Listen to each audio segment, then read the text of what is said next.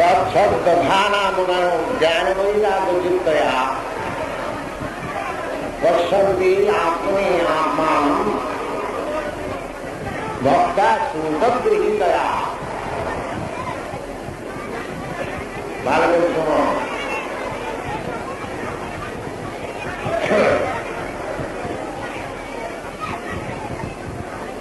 तत्वज्ञान लाभ करते हले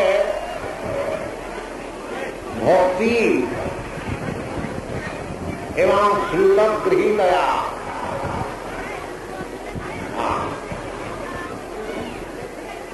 सूर्यम ब्रह्मनिष्ठम, योग्य व्यक्ति द्वारा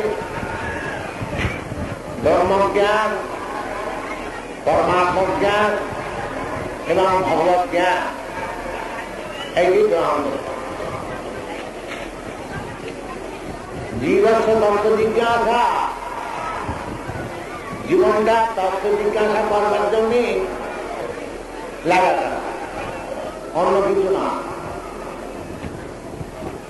কি খাবো কি করবো এর জন্য না।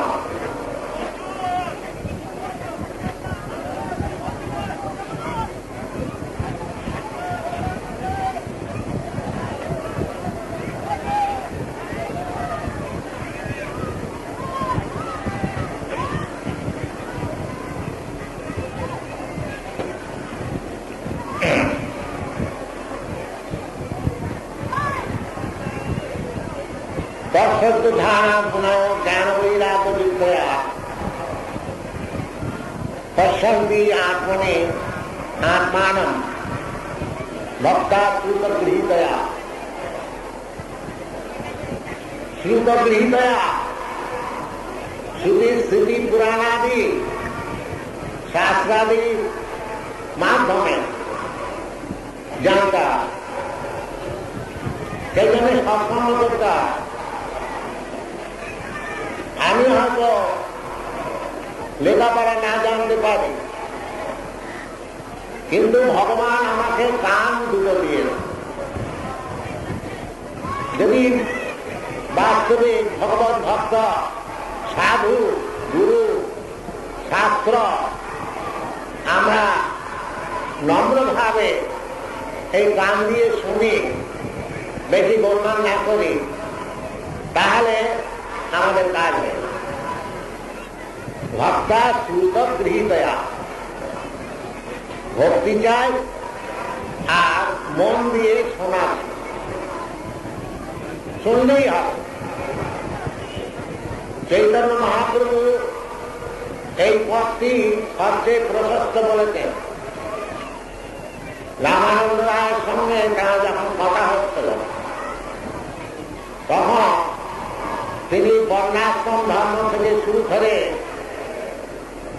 জ্ঞান নিষ্ঠা ভক্তি কর্মত্যাগ সন্ন্যাস ইত্যাদি অনেক কিছু বলেছিলেন। কিন্তু চৈতন্য মহাপ্রভু প্রত্যেকটি বিষয় শোনবার পর বললেন ইহ হয় আগে কহা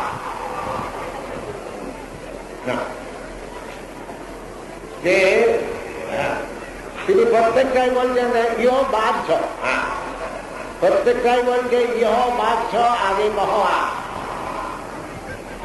যেখানে বর্ণাশ্রমের কথা বলেছেন,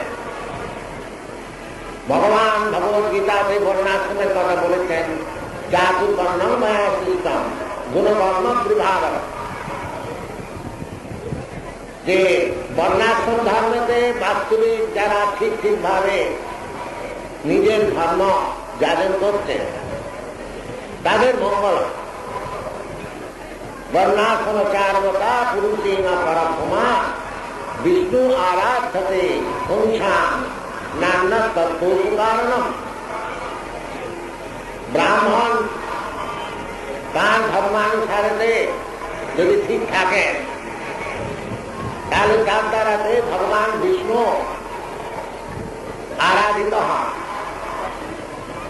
সেই রকম ক্ষত্রিয় তার যদি ধর্মকে থেকে ঠিক ঠিকভাবে জীবনযাপন করে তাকেও বিষ্ণু আরাধিত। সেই রকম বৈশ্য, সেই রকম শূদ্র। ভগবান নিজে বলেছেন ভগবদ্গীতাতে, সকর্মণা তম অভ্যস্য।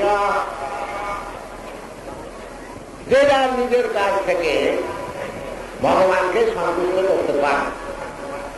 কারণ আমরা সকলে ভগবানের অংশস্বরূপ। যেমন আমাদের শরীরেতে অংশস্বরূপ হাত পা আছে। হাতের কাজ হাত করলে, পায়ের কাজ পা করলে, মুখের কাজ মুখ করলে, পেটের কাজ পেট করলে যেমন শরীর সুস্থ থাকে। মাথাটা যদি খারাপ হয়ে যায় তাহলে শরীর অসুস্থ। পায়ে যদি ব্যথা থাকে, চলতে পারি না, শরীর অসুস্থ। হাত যদি কাজ না করতে পারে, শরীর অসুস্থ।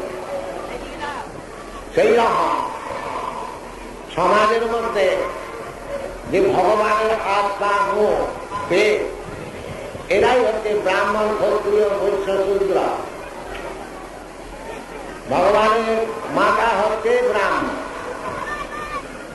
ভগবানের হাত হচ্ছে ক্ষত্রিয়, ভগবানের পেট হচ্ছে বৈশ্য, ভগবানের পা হচ্ছে শূদ্র। সেই জন্য শাস্ত্রে বলছে অতঃপুংভি দ্বিজশ্রেষ্ঠ বর্ণাশ্রম বিভাগ। এই তত্ত্বজ্ঞান লাভ করতে হলে বর্ণাশ্রমটা ছেড়েও দিতে হবে না, আর বর্ণাশ্রমটাই শব্দে সব্বা, এটাও ধরতে হবে।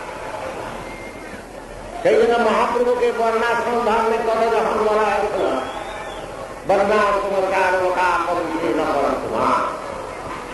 তিনি বলেছিলেন ইহ বাহ্য আগে কহা।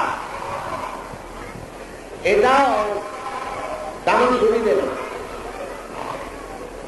বর্ণাশ্রম ধর্ম এটা মনুষ্য জীবনের প্রথম সোপান। বর্ণাশ্রম ধর্ম যে মনুষ্য সমাজে নাই, সেটা কোন মনুষ্য সমাজ না, কিন্তু তা থেকেও আরো এগিয়ে যেতাম। সেই জন্য মহাপ্রভু বলছেন গৃহ বাহ্য আগে কহা। এইরকম ভারতে জ্ঞান নিষ্ঠা ভক্তি, কর্মনিষ্ঠা ভক্তি, কর্মত্যাগ, সন্ন্যাস, পরে পরে পরে পরে রামানন্দ রায় তিনি খুব পণ্ডিত ছিলেন। আর মহাপ্রভু তিনি তো উত্তম ব্রাহ্মণ বংশে তিনি আবির্ভূত হয়েছিলেন। অত্যন্ত সুন্দর চেহারা, যুবক, 24 বছর বয়সে সন্ন্যাস নিয়েছিলেন। রামানন্দ রায় কিছু দ্বিধা বোধ করছেন। তিনি শূদ্র বংশে জন্মগ্রহণ করেন রামানন্দ রায়, কিন্তু খুব উচ্চ পদবী। তিনি গভর্নর ছিলেন, আর শাস্ত্র জ্ঞান তার খুব ছিল। সেই জন্য সার্বভৌম ভট্টাচার্য মহাপুরুষ সঙ্গে তর্ক করে যখন হেরে গেলেন, তিনি মায়াবাদী ছিলেন, তিনি যখন বৈষ্ণব হলেন, তখন মহাপ্রভুকে বলেছিলেন যে আপনি দক্ষিণ প্রদেশে যাচ্ছেন, মাদ্রাস হতে যে গভর্নর রামানন্দ রায়, তিনি ভক্তি সম্পর্কে খুব উচ্চ স্তরে স্থিত। আমি তাকে আগে বুঝতে পারি, সেই জন্য তাচ্ছিল্য করেছি। কিন্তু এখন বুঝতে পারছি তিনি যেসব কথা কইতেন সে অনেক উচ্চ স্তরের কথা। আপনি তার সঙ্গে দেখা করবেন, বেশ সুবিধা। সেই জন্যে মহাপ্রভু আগ্রহ করে রামানন্দ রায়ের সঙ্গে দেখা করবেন। যখন কথাবার্তা হয়েছিল তখন এইভাবে রামানন্দ রায় এক একটি বিষয় তার কাছে উপস্থিত করতেন। আর চৈতন্য মহাপ্রভু বলছেন ইহ বাধ্য আগে কহা। এটা বটে, কিন্তু এটা কত সুবিধে। বর্ণাশ্রম ধর্মেতে যে বিষ্ণু উপাসনা, সেটা হচ্ছে নির্বিশেষ বিষ্ণু উপাসনা। স্মার্ত মতে বিষ্ণু উপাসনা আছে, কিন্তু সে বিষ্ণু উপাসনা শুদ্ধ বৈষ্ণবের উপাসনা নয়। সেই জন্য মহাপ্রভু বলেছিলেন ইহ বাধ্য আগে কহ। তারপরে যখন রামানন্দ রায় বলেছিলেন যে জ্ঞানের প্রয়াস ছেড়ে দিয়ে নম্র ভাবেতে শুদ্ধ বৈষ্ণবের কাছে যদি আপনার কথা শোনা যায়, ভগবানের কথা শোনা যায়, তাহলে সেই যে ভগবান, যার নাম হচ্ছে অজিত, ভগবান কেউ জিততে পারে না। এটা আপনারা সকলে জানেন। যখন ভগবান কৃষ্ণ উপস্থিত ছিলেন, ভগবান রামচন্দ্র উপস্থিত ছিলেন, তখন তাকে কেউ জিততে পারেনি। এমনকি রাবণ মহাবলবান ছিলেন, কিন্তু রামচন্দ্র যখন তাকে মারবার জন্য প্রস্তুত হলেন, তখন কোন দেবতা তাকে রক্ষা করতে পারলেন। সেটা হয় মারে কৃষ্ণ রাখে কে, রাখে কৃষ্ণ মারে কে। সেই রামকৃষ্ণ অনেক যুদ্ধ করেছেন, আপনারা জানেন। ভগবানের অবতার হয় দুটি কার্য করবার জন্য, পরিত্রাণা সাধনা বিনাশায় দুষ্কৃতা, দুটি কাজ করে। কিন্তু দুটি কাজ করলেও ফল এক। ওই যে দুষ্কৃতা রাক্ষসগুলিকে মারেন, তারা সব মুক্ত হয়ে যায়। সেই জন্য মুক্তি ভক্তের কাছে খুব একটা মূল্যবান বস্তু নয়। মুক্তি ভগবানের শত্রুরা পায়। ভগবান যাদের সঙ্গে লড়াই করে, যে সমস্ত রাক্ষস দানব ভগবানের সঙ্গে লড়াই করে মরে যায়, তারা সাযুজ্য মুক্তি পায়। মুক্তি 5 রকমের আছে। সাযুজ্য মুক্তি, চালক মুক্তি, শাস্তি মুক্তি, স্বরূপ মুক্তি, সামীপ্য মুক্তি। তার মধ্যে যেটা সাযুজ্য মুক্তি, সেটা বৈষ্ণব গ্রহণ করে। যারা জ্ঞানী সম্প্রদায়, যাদেরকে আমরা মায়াবাদী বলি, আর মায়াবাদীরা আমাদেরকে ভাগবত সম্প্রদায়। এই দুটি সম্প্রদায় আমাদের ভারতে চায়। একটি হচ্ছে নির্বিশেষ সম্প্রদায়, যারা ভগবানকে নিরাকার করছে, আর একটি হচ্ছে যে ভগবানের সবিশর্য পূর্ণ সচ্চিদানন্দ বিগ্রহের সেবা। এটা চিরন্তনই আছে, দুইটা ট্রান্সেন্ডেন্টাল। এর মধ্যে দুজনে বৈরাগ্য জ্ঞান সব সমান, কিন্তু শেষ কথাটাতে যারা সাযুজ্য মুক্তি চাচ্ছে, সাযুজ্য মুক্তি শাস্ত্রে আছে, এটা কোনো মিথ্যা কথা না, কিন্তু বৈষ্ণব সেটা গ্রহণ করে। তো সেই ভগবানের কথা, ব্রহ্ম পরমাত্মা আর ভগবান, যারা নির্ভেদ ব্রহ্মানুসন্ধান করতে সাযুজ্য মুক্তি চাচ্ছে, তাদের ব্রহ্মভক্তি হচ্ছে সবচেয়ে বড়। যারা ভগবান পরমাত্মাকে দর্শন করে অষ্টসিদ্ধি লাভ করার চেষ্টা করছেন, অনিমা লগ্না গরিমা প্রাপ্তি প্রাকম্য ইহিতা বসিতা, এই সব অষ্টসিদ্ধিয়া, তারা হচ্ছে পরমাত্মাকে দর্শন করছে। জ্ঞানাবস্থিত তদ্গতেন মনসা পশ্যন্তি ইয়ং যোগিন। যোগীদের এই হচ্ছে কাজ। এদের সঙ্গে আমাদের কোন বিবাদ নাই, কারোর সঙ্গে কারো বিবাদ নাই। এটা এখন হয়েছে সব যেরকম ভাবে যে ধামান গোলকজন তার হইল বাজাম ভগবান। ভগবানকে যারা নির্বিশেষ ব্রহ্মভাবে ভজন করছে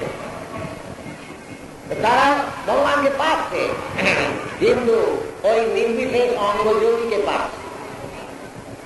যেমন সূর্যের আলোতে যে এলো, সে আলোকেই এলো, কিন্তু এই সূর্যের যোগীদের থাকা আর সূর্যলোকে যাওয়া এক কথা।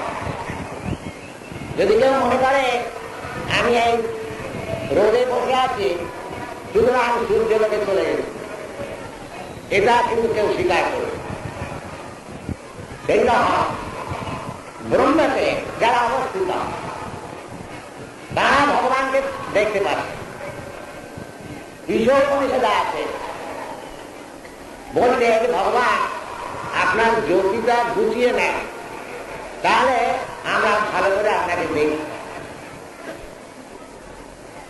বাস্তবিক কথাই তা, এই যে ব্রহ্ম জ্ঞান এটা হচ্ছে ভগবানের আংশিক জ্ঞান, ভগবানের অঙ্গ জ্যোতির জ্ঞান। ব্রহ্ম সংহিতা প্রভা প্রভু জগদন্ড কোটি কোটিষু অশেষ বসুধাদি বিভূতি ভিন্নম তদ্ব্রহ্মানিস্তরম অনন্ত শেষভূতম গোবিন্দম আদিপুরুষম তমাম ভজাম। এই যে ব্রহ্ম যস্য অঙ্গ প্রভা, যস্য প্রভা, সেই গোবিন্দকে আমি ভজনা। অর্থাৎ ভক্ত যে গোবিন্দের ভজনা করছে তার ব্রহ্মজ্ঞান স্বাভাবিকভাবেই আছে, সে জানে ব্রহ্ম কি।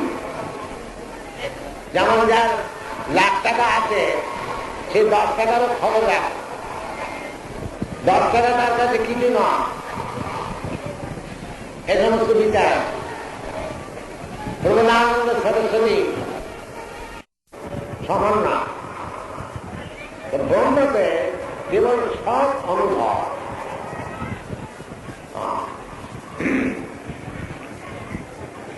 সেই রকম পরমাত্মাতে চিত অনুভব বা সব চিত অনুভব, আর ভগবানেতে সব চিত আনন্দ, তিনটি এখন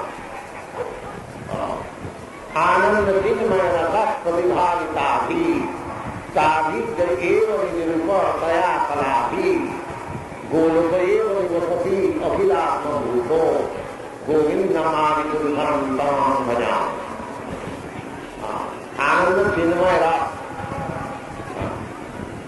ऐसा फैसले যে ভগবানতে, ভগবানের রূপেতে, ভগবানের গুণেতে, ভগবানের লীলাতে, ভগবানের বৈশিষ্ট্যতে, ভগবানের নামেতে,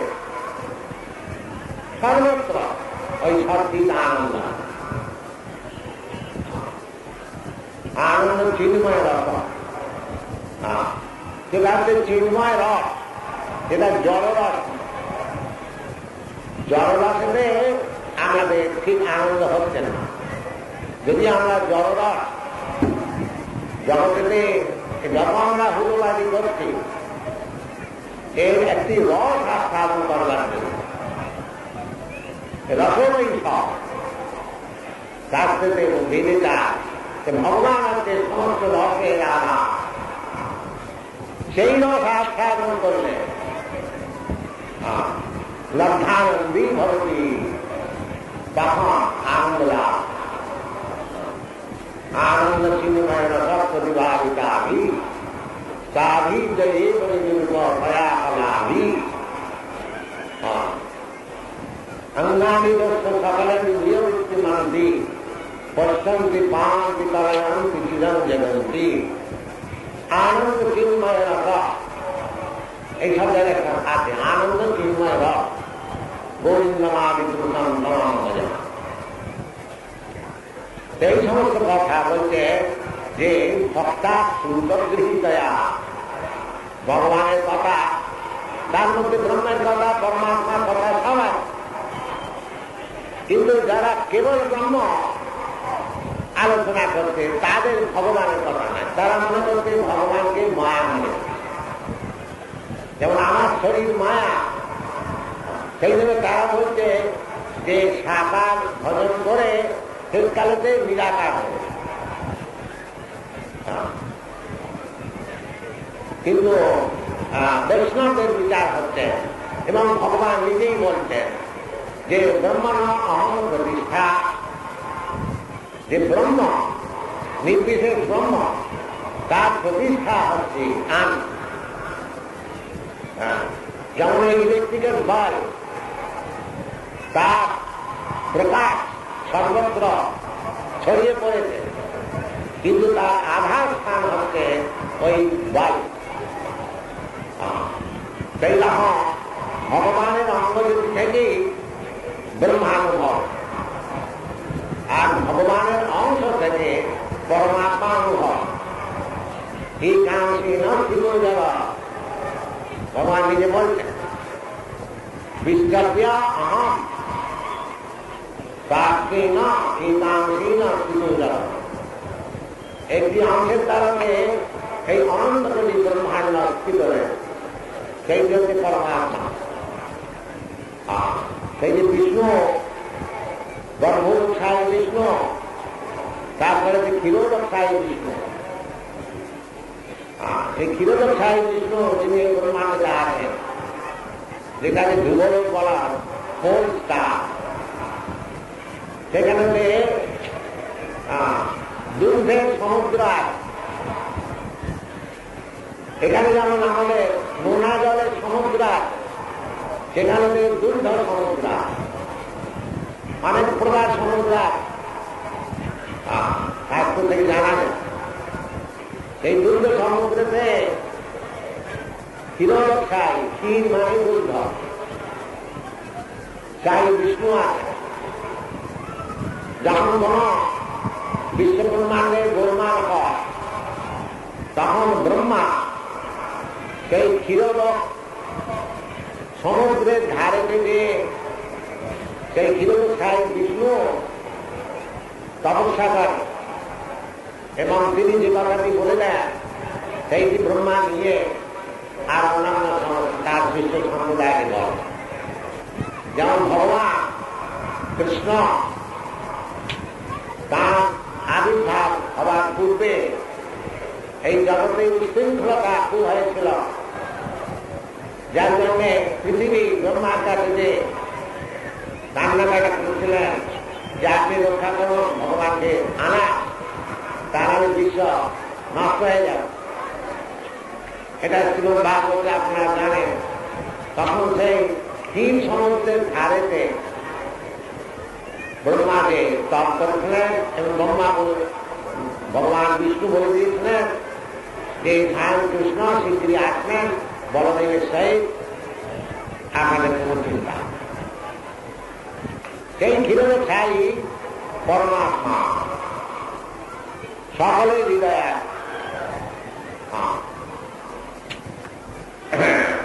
ঈশ্বর সর্বভূতানাং নির্দেশী অর্জুন চিন্তন, তিনি হলেন পরমাত্মা। এইভাবে পরমাত্মা তত্ত্ব জানতে, ব্রহ্মতত্ত্ব জানতে, তারপরে যে ভগবত শেষ কথা, তত্ত্বজ্ঞানের শেষ কথা হচ্ছে ভগবত তত্ত্বজ্ঞান। সেই জন্য ভগবান গীতাতে বলছেন, মনুষ্যানাং কর্মেষু কর্তৃ চিন্তয় যতটা আমাদের জানা কর্তৃ মান ব্যক্তি তত্ত্ব। লোকে বুঝতে পারে না যে একজন ব্যক্তি তিনি কি করে এই বিশ্ব ব্রহ্মাণ্ড সৃজন করেছেন। কেন আমাদের বুদ্ধিটা হচ্ছে যে ব্যক্তি হলেই সে আমার মতন একটি ব্যক্তি।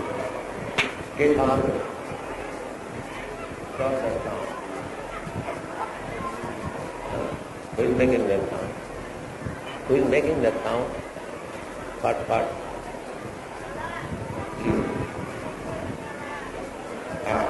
সেজন্য বলছে যে ভক্তিটাও চায় আর শ্রুত গৃহীতয়া তত্ত্বজ্ঞান লাভ হবে, বেদ বেদান্ত শুনতে হয়। সেইটি মহাপ্রভু অ্যাপ্রুভ করেন যে জ্ঞান ক্রিয়া সম্পূর্ণ এব সনমুখরিতান ভবদীয় বার্তা। এইটা রামানন্দ যখন বলেছেন, এটা ধরুন মহাভক্তি যে অন্য চেষ্টা না করে, বিশেষ করে এই কলিযুগে নম্র ভাবেতে সনমুখরিতা যারা ভগবান ভক্ত, তাদের মুখারবিন্দ থেকে ভগবানের কথা শুনতে হবে, ব্যাস, তাহলে আমাদের সব কাজ হয়ে যাবে। এটা মহাপুরুষ। তাহলে কি হবে না, সেই যে ভগবান অজিত, যাকে কেউ জিততে পারে না, ওই যে ভগবান ভক্ত, যিনি নম্রভাবে ভগবানের কথা ভক্তের কাছে শুনবেন, তিনি তাকে জিতেন, জিতপ্পসী। ভগবান তার কাছে জিত হয়ে সে ভগবানকে জিতেন। যে ভগবান তত্ত্ব জ্ঞান লাভ হয় না, কিন্তু মহাপ্রভু এই যে কথাটা বলে দিলেন যে স্থানে স্থিতা সুদীপতা প্রায়শ অবিরোধী জিতপ্পসী স্থানে স্থিতা, এই কলিকালে তিনি মহাপ্রভু চেষ্টাই করেছেন যে স্থানটা পরিবর্তন করতে হবে। যে যেমন অবস্থায় আছে থাকে, কিন্তু এই রকম যখন সংকীর্তন ফেস্টিভ্যাল বা এইরকম মিটিং বা সম্মেলন হয়, বা ছোট করে নিজের বাড়িতে, নিজের পাড়া ভালো লোক, শুদ্ধ ভক্ত, তাদের কাছে এই ভক্তি এবং শ্রুত গৃহীতয়া অর্থাৎ বেদ বেদান্ত শাস্ত্রাদি থেকে যেরকম ভাবে উদ্ধৃত করে সাধু শাস্ত্র জগতের মঙ্গলের জন্য প্রচার করে, সেইগুলি শুনতে হবে। খুব সহজ ব্যাপার, বাস্ত নয়, কিছু না। শুনতে ব্যাপার শিখতে হবে না, বেদান্ত করতে হবে না, কেবল নম্রতা চাই আর সাধুর কাছে শোনা, বাস। এটা কি কোনো শক্ত ব্যাপার নেই। ওই যে আমি ব্রহ্ম হয়ে গেছি, আমি একটা মন্ত্র বিদ্যা, আমি একটা পণ্ডিত, আমি ভগবান, এইসব দম্ভগুলি ছেড়ে দিতে দিয়ে নম্র ভাবে যারা বাস্তবিক ভগবত তত্ত্ব জ্ঞান, বেদান্তিক তত্ত্ববিদ, ভগবান নিজেও বলছেন তদ্বিপ্রতিপাদে নাম পরিপ্রশ্নেন সেবয়া উপদেশন্তি তদ্জ্ঞানম জ্ঞানিনাম তত্ত্বদর্শী। তো তত্ত্বদর্শী জ্ঞানী ভক্ত তার কাছে যে নম্রভাবে ভগবানের কথা যদি আমরা শ্রবণ করি, তাহলে ক্রমশ এই ব্রহ্মজ্ঞান, পরমাত্ম জ্ঞান, ভগবত জ্ঞান, এই সমস্ত আমাদের লাভ এবং মনুষ্য জীবন হচ্ছে এই জীবস্ত তত্ত্ব জিজ্ঞাসা, জিজ্ঞাসা করা উচিত। কিন্তু সে জিজ্ঞাসাটা করতে হবে কিরম ভাবে, প্রণিপাতের দ্বারা এবং সেবার দ্বারা চ্যালেঞ্জ করে, তাহলে হবে না, কাজ হবে। রূপ গোস্বামীর কাছে কোন পণ্ডিত এসেছিলেন, তিনি বললেন যে গোস্বামী, যে আপনার নাম আমি খুব শুনেছি, আমি কিন্তু সব জায়গাতে শাস্ত্র বিচার করে জয়লাভ করি, আপনার সঙ্গে আমি শাস্ত্র বিচার করতে চাই। তা রূপ গোস্বামী দেখলেন যে এটা জড় পণ্ডিত, এই একটা পণ্ডিত বলে খ্যাতি লাভ করবার জন্য এই জীবনের উদ্দেশ্য। তা তিনি বললেন যে আমার সঙ্গে শাস্ত্র বিচার করে আপনার কি লাভ হয়? তিনি বলছেন যে তাহলে আমার দিগ্বিজয় হয়ে যাবে, কেন আমি অন্যান্য জায়গাতে পণ্ডিতদের সব জয় করে এসেছি, আপনাকে জয় করতে পারলে আমার সম্পূর্ণ জয় হয়ে যাবে। তো উনি বললেন যে আপনি কি চান আমার সঙ্গে, আমি যদি বিচার না করি, বলে আপনি যদি লিখে দেন যে যে আমি বিজয়ী হয়েছি, তাহলে আমার কাজ। তো রূপ গোস্বামী তখনই কাগজে লিখে দিলেন যে পণ্ডিত মশাইয়ের সঙ্গে আমি বিচার করেছিলাম আর আমাকে হারিয়ে দিয়েছে। তাতে তার কোন দ্বিধা হবে। ভক্তরা ওই সব বিষয় নিয়ে মাথা ঘামায়। প্রাকৃত লাভ পূজা প্রতিষ্ঠা, এটা তারা সুবরের বিষ্ঠা নেয়। আমাদের গুরু মহারাজ বলেছে জলেরও প্রতিষ্ঠা সুকরেরও বিষ্ঠা। এর জন্য ভক্তরা ব্যাকুল। ভগবত ভক্তের লক্ষ্য হচ্ছে যে কি করে ভগবান সন্তোষ লাভ করে। সেই জন্য পরের শ্লোকে বলছে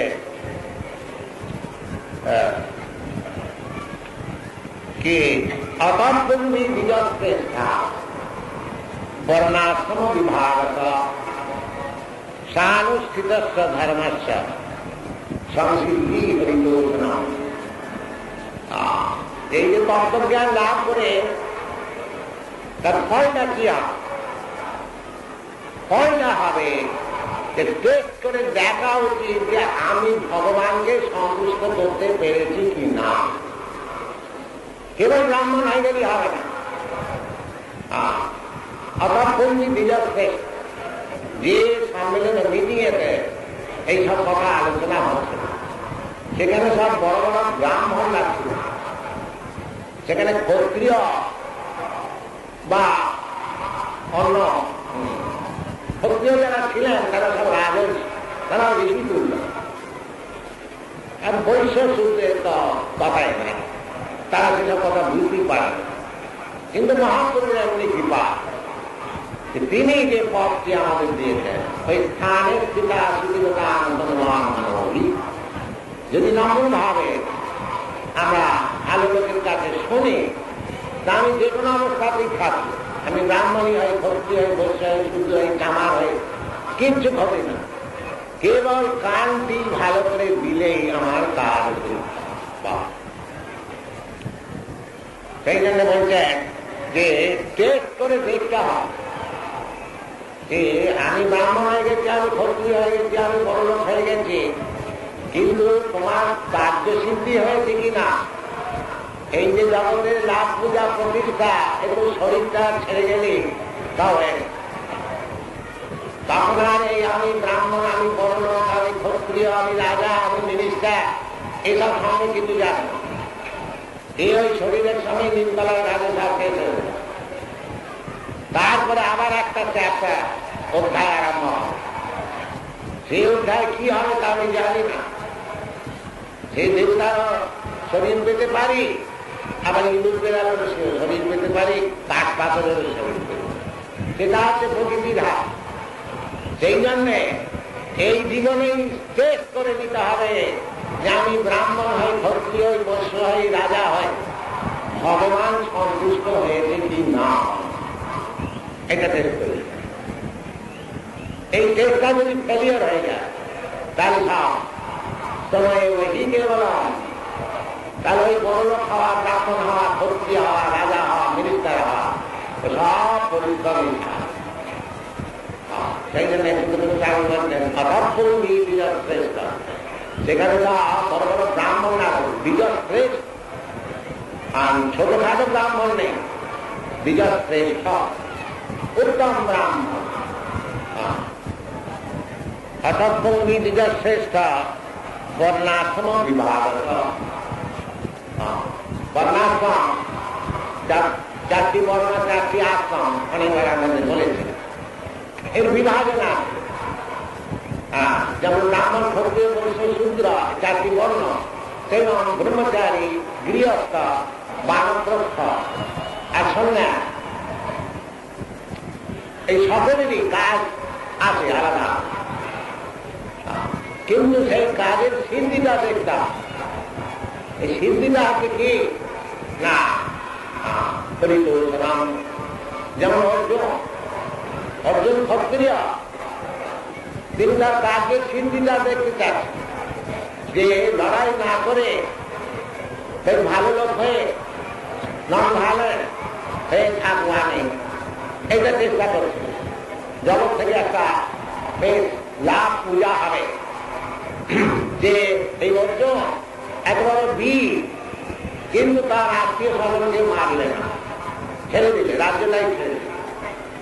এই একটা সস্তা প্রতিষ্ঠা চাচ্ছে যে আমার কোনো নাম, কিন্তু যখন দেখলেন যে এর দ্বারাতে ভগবান সন্তুষ্ট হচ্ছেন না, যেমন ভগবত গীতা ভগবান নানান রকমের তাকে বোঝাচ্ছে যে তোমার প্রতিষ্ঠা যুদ্ধ করো। এটা যখন তিনি বুঝলেন যে আমি যতই কষ্ট করি আর যতই যা বলি ভগবান কিন্তু চাচ্ছেন আমি লড়াই করি, তাহলে এইটাই আমার কাজ। আমি এই জগতের প্রতিষ্ঠা মন ভালো আমার কি হয়, এই যে তার সিদ্ধি, এই জন্য বলেছে সর্বসিদ্ধি হরিত। আমার কাজটা আছে ভগবানকে সন্তুষ্ট করা, এই জগৎকে সন্তুষ্ট করা, প্রসারণ করা আমার দরকার। ভগবানকে সন্তুষ্ট করলেই জগৎ সন্তুষ্ট হবে, তার কিন্তু জগৎ এই মূর্খতা। লোকে মনে করতে যে আমি জগৎকে সন্তুষ্ট করবো, আমার মন করা প্ল্যান করবো, কোনদিনই হবে না। দেখুন আমরা প্রত্যক্ষ প্রমাণ আমাদের দেশে গান্ধী মন্ডল গিয়ে দেখতে বা করতে পারে, তাকে দেশের লোক গুলি করে দিচ্ছে, কেন সন্তুষ্ট করতে পারলেন? এ হয় না। ভগবানকে সন্তুষ্ট করার চেষ্টা করো, সব সন্তুষ্ট নেই। গাছের গোড়ায় জল নেয়, সব আবার মানে ডালপালা পত্রপুত্র সব জায়গায় জল করে, পেটে আহার দেয়, চোখ কান হাত পা মন সব সন্তুষ্ট। এই সংসিদ্ধি হইল